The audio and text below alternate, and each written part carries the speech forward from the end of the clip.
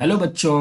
हमारा क्वेश्चन है two simple harmonic motion are represented by the equation y1 is equal to 10 sine pi by 4 12t plus 1, y2 is equal to 5 sine 3 pi T plus root 3 cos 3 pi t. The ratio of their amplitudes is. तो हमें बच्चों calculate करना है a1 upon a2 की value. हमारे पास दो equation दी हुई है। y1 is equal to 10 sine pi by 4 12t plus 1 और y2 की वैल्यू दी हुई है 5 sine 3 pi T plus root 3 cos 3 pi. ये हमारी दो इक्वेशन। अब हमें इनका एम्पलीट्यूड का रेशियो कैलकुलेट करना है। तो देखिए बच्चों, जो जनरल इक्वेशन होती है एसएचएम की, इक्वेशन ऑफ एसएचएम, ये हमारी जो जनरल इक्वेशन होती है, y is equal to A sine omega t plus 5। ये ए होता है एम्पलीट्यूड, ओमेगा होता है एंगुलर फ्रीक्वेंसी और फाई होता है इनिशियल फेज। अब यहां से अब एक एक करके इक्वेशन को देखते हैं। y1 इज इक्वल टू दिया हुआ है 10 sine pi by 4 12t plus 1। अगर हम इसको ऐसे लिख दें 10 साइन, ये हो जाएगा 3 pi T plus pi by 4, और इसको जनरल इक्वेशन के साथ कंपेयर कर देते हैं। तो जो हमारी वैल्यू आएगी बच्चों a1 की, एम्पलीट्यूड क्या है, ये हमारा एम्पलीट्यूड, इसके साथ कंपेयर करेंगे तो आएगा 10। ओमेगा की वैल्यू क्या होगी, ओमेगा की वैल्यू आ जाएगी 3 पाई, और फेज की वैल्यू आ जाएगी पाई बाय 4। इसके साथ हमने कंपेयर किया।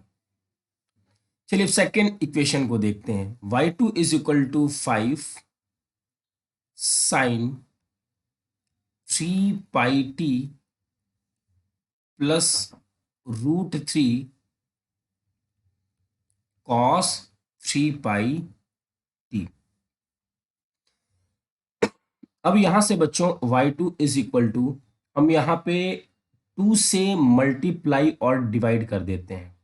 ये हो जाएगा half sine 3 pi T plus root 3 by 2 cos 3 pi T, कुछ ऐसा। इसको लिखा जा सकता है y2 इज इक्वल टू 10 और साइन 3 पाई टी, और हाफ को बच्चों क्या लिखा जा सकता है, हाफ को लिखा जा सकता है कॉस पाई बाय 3।